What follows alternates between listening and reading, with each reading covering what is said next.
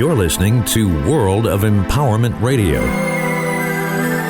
your station for practical spirituality in a changing world. And here are your hosts, Aingeal Rose and Ahonu. Hi, it's Ahonu back again. And this time with something very different for you. And we've decided to do this to finish out the year and have a little bit of fun, as opposed to being spiritually serious all of the time. So many of you will remember that several weeks ago we started a writing class where we gave a prompt, and from that single line of a prompt we would write a story and spend just 45 minutes and then just read it to the little group afterwards. Well, in those few weeks since then, many amazing stories have come out from that small group. But I'd like to read just 3 of them for you today, and next week we'll read another 3. So see what you think of this. We're going to start with one where the prompt was entitled, "And Still There Is the Wonder." And still there is the wonder. So have a listen to this. The small deer opened its eyes, and the first thing he saw were the adoring eyes of his mother. Although battered and windswept and sore from scars and constant escapes from mankind, to him she was the most beautiful thing he had ever seen. She too gazed intently at the delicate bundle of newly born that lay before her. Her thoughts ran to the many adventures that lay in store for her young fawn, then to the many dangers that awaited him in the wild. She thought of the times she explored the vast mountains, through plains and thickets, over hedge and thistle, through forests of pine and oak and beech and willow, and then to the times she lay down with his father in the relative safety of the high gorge. What future lay in store for him, she wondered, as a bullet echoed around the lower valley close to where she herself had been born only 5 short summers ago. The hunters had come too close too many times to her small patch, a territory marked only by the scent of her soulmate. But one of those bullets had found his heart shortly after their last mating season, and new culling orders were posted in the village post office, offering bounties for females. His body had been dismembered and left to rot in the dank undergrowth, while his antlers were taken as a sporting prize by a man boasting to his sales team. Where is safe now, she wondered. Do I take him higher into the peaks, or are we safer in the denseness of the oak forest? As her breathing slowed with the gentle rhythmic suckling of her newborn, she thought she could hear a voice in the distance. It came closer, louder, but she wasn't startled by it. It was the voice of her stag, his voice coming to her across the ethers of time and space. He said, "Don't be worried, my love.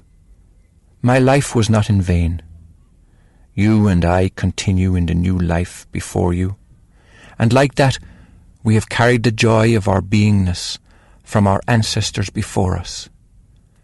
Fear not the greed of some, for the love of life is in all things and all beings." Just as she was beginning to enjoy the reassurance and comfort of his words, her heart jumped at the sound of a breaking stick in the undergrowth beside her. "Don't worry, dear one," said the leader of the wolf pack. "We will lead these hunters away from you. We will lead them towards the river, where our friends, the bear kind, will teach them respect for our ways." "Oh no, please don't hurt them," she cried. "Our lives all have purpose, and they deserve to live too." With that, the wolves were gone, and so was the reassuring voice of her stag. Her baby fawn stared up at her with its huge brown eyes. "I want to be just like my dad," he whispered. "You will be wiser from his courage, my son," she said, as she nurtured him with the love only a mother can give. As she lay back to rest in the relative safety of her bed on the soft green ferns, she heard the voice of her stag again, this time softer, fainter, more distant. "I am overjoyed," he said. I am in delight at the world of life that I did not fully appreciate when I was with you. The voice grew fainter. In the fast diminishing light of the setting sun, she was sure she heard him say, "And still there is the wonder." Now, I hope you enjoyed that. This next one, the prompt was entitled, "For Eddie, music was more than just sound." For Eddie, music was more than just sound. So let's see how this one goes. For Eddie, music was more than just sound. Eddie moved the slider higher on his new Behringer sound desk. He was sure he heard his dead wife speaking to him from beneath the waves of sound he recorded earlier at the National Concert Hall. The Christmas performance of Handel's Messiah had been ecstatic, and he found himself transported back in time to its original performance in Dublin on April 13th, 1742. The audience then had swelled to over 700 people, as the ladies had heeded the management's pleas to wear dresses without hoops in order to make room for more company in the great music hall on Fishamble Street near Christ Church Cathedral. Eddie's wife had been a singer too, and she had invited him to her performance of the Messiah on their first date. She had worn a dress with hoops that day too, but there was far more room on the stage for the ladies of the choir on that occasion. Eddie got the sound engineer's contract for all the shows after that, but this Christmas it was very different. His wife was dead. Eddie's hands trembled on the sound desk. Years of recording experience had trained his ear so finely that he could hear a pin drop in an auditorium of thousands. There was no mistaking her voice. "Eddie," she said softly, "I love you." Eddie restarted the recording from the beginning and slid a few more sliders and pressed a few more buttons to enhance the low frequencies and diminish the higher ones. Just as the soloists alternated with wave upon wave of chorus, and more strongly after that the line, comfort ye, my people, saith your God," he heard it clearly. There was no mistaking it this time. "Eddie, I love you." For Eddie, music was more than just sound, but this experience was defying all his preconceived ideas about life and death. "It's not possible," Eddie whispered out loud. Lately, he talked to himself more than ever. It seemed to be a comfort for him in her absence. Then, in the middle of the oratorio, on the wave of the crescending chorus of the Passion of Christ, she said, "Yes, it is me." "Gloria, is that you?" Eddie sat back on the studio chair so the tears rolling down his cheeks would not drip into the sensitive electronics. "Yes, Eddie, I'm here." Eddie started the recording back to the beginning. This time he increased the treble and slid the vocals of the chorus to maximum. He repositioned his headphones on his ears and pressed them with both hands into his head so he would not hear the interference from their only daughter playing at the foot of the stairs. "Gloria, are you there?" This time he heard the soloist and then the chorus, building and growing the energy of the famous Hallelujah chorus to a joyful crescendo. But there was no Gloria. Over and over he listened, but Gloria was gone. Eddie went to the window. The postman had arrived.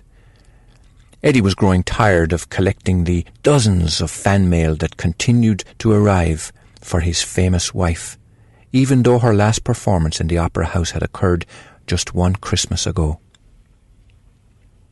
Sifting through the foreign stamps and the junk mail, he found one in beautiful scripted handwriting. It was addressed to him.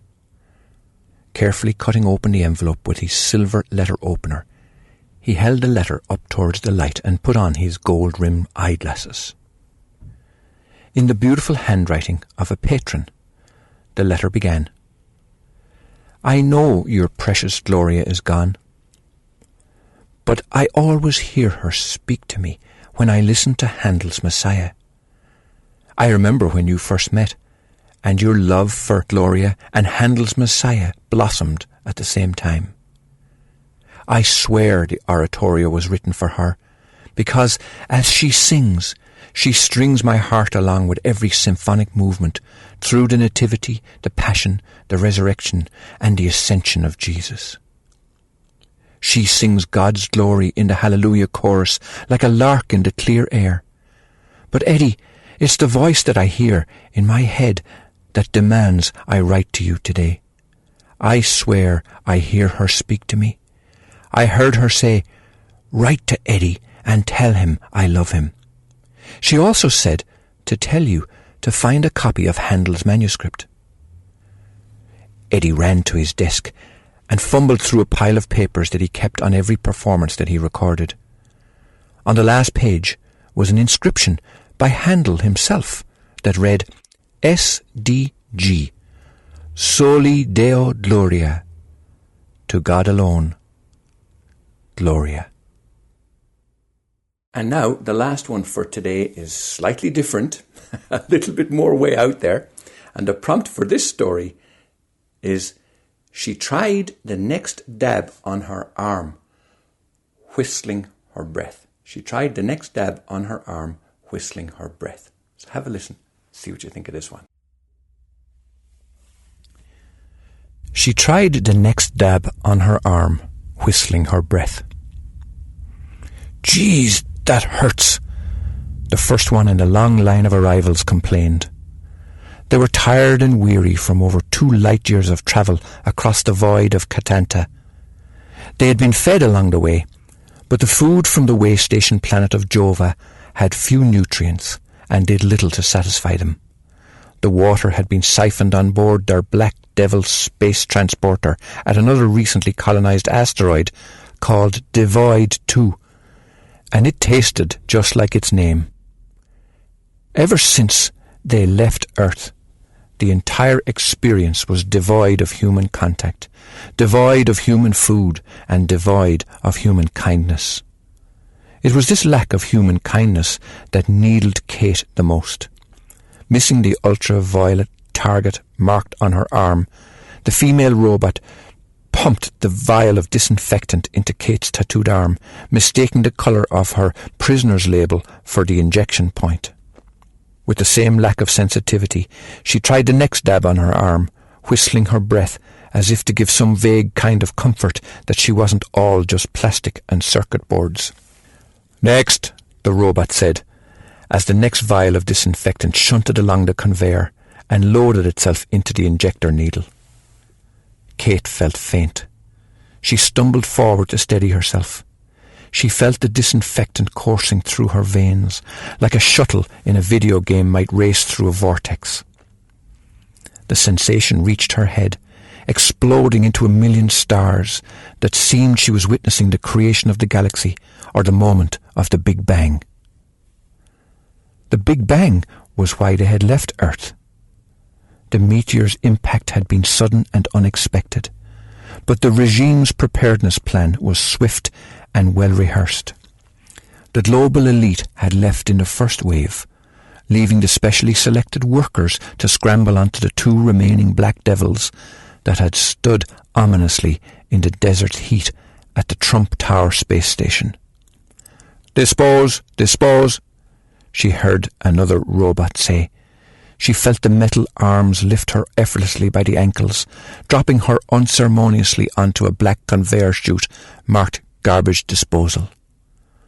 Her head reeled in disbelief, as for the first time in her life she faced certain death in the face. Kate's mind went out of her conscious control, straight to her childhood. She could see herself on her father's knee on the White House lawn. "How big is the universe?" she was asking him. "Are there real people out there?" "Yes," she heard him say, "and one day you will live out there and be the queen of the universe." Suddenly, the disposal robot leaned over her, and in the whistling, hissing voice of a hybrid human-robot clone, whispered gently, "This is Daddy. You are safe now, my little queen."